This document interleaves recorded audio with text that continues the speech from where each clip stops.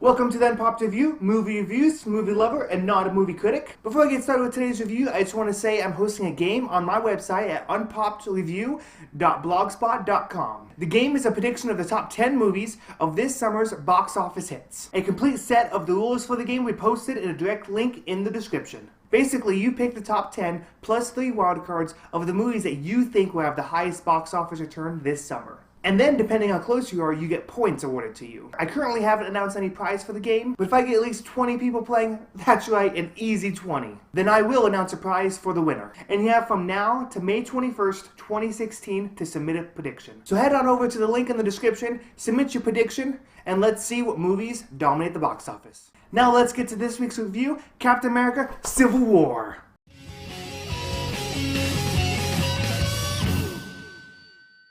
So Captain America: Civil War. Honestly, there's not a lot I can say about it in this spoiler-free review. So rather than doing my normal scale of good, and ugly, I'm just going to give you a quick synopsis of the movie and why you should go see it. I'm a huge fan of the 2006 iteration of Mark Millar's Civil War. Now that one is completely different from this one, as most of us expected. In the comic book, a disaster happens, superheroes are blamed, and then a legislation is set up for all superheroes. Iron Man sides with the legislation, Cap is against it, and of course, they fight! Man, I really wish I had some sort of Iron Man glove. That would have been so cool, just hit it, and then doing some kind of effect where it glows or something. Or maybe like this. Anyways. Now in this movie, it kind of has the same plot, somewhat, a little bit. The government does step in, trying to control and regulate the Avengers. Iron Man is for it, Cap is against it. And let me just say, that is the best part of the movie. Their motivations. Now, when I originally read the Civil War comic book, I completely sided with Captain America. So in this movie, to try and change it up for me, I went in Team Iron Man all the way. Fully expected to get locked into Iron Man's motivations and really just try and back him in what he's doing. But honestly, that was harder than I thought. They both have their reasons, and they're both good. You can see where Captain America is coming from. You can see where Iron Man's coming from. And you flip-flop all the time. You're like, no, Iron Man's right. No, Cap's right. No, Iron Man. And that is the best part of the movie. It is the way two superheroes fight, Zack Snyder. And even though that was great in the movie, there luckily is a lot more things that make this movie even better. First, of course, Spider-Man. Man, I really wish I had a Spidey glove too. Oh well.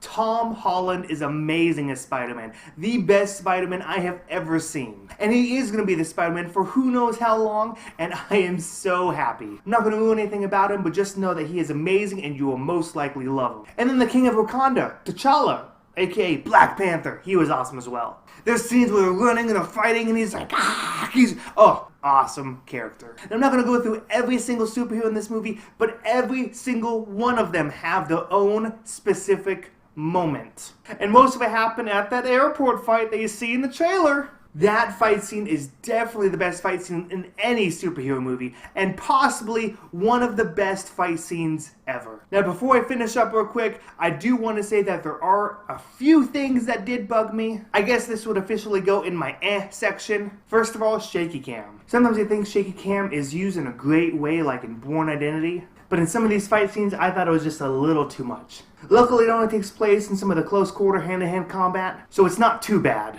And the next thing that wasn't that great was the villain, Baron Zemo. He's a typical Marvel villain that you just can't quite see the motivation that he has behind him. In some ways, I did think he was a bit better than many other villains, but he's still not as good as he probably should have been. To cap off this review, I just want to say that I haven't quite decided who I team up with, whether it's Captain America or Iron Man, pretend there's a glove. I'm going to watch it again tomorrow, try to see it from a different point of view, and then I'll make my decision of who to support. So for now, let's move on with what I recommend for this movie. As you can probably tell, I really liked it. I loved the motivations. I loved each and every one of the superheroes out in the movie. And there's probably no surprise that I'm going to say see it in theaters and then buy it on Blu-ray. That's what I thought of Captain America: Civil War. What did you think? Let me know below with your unpopped comments. And don't forget to keep it unpopped.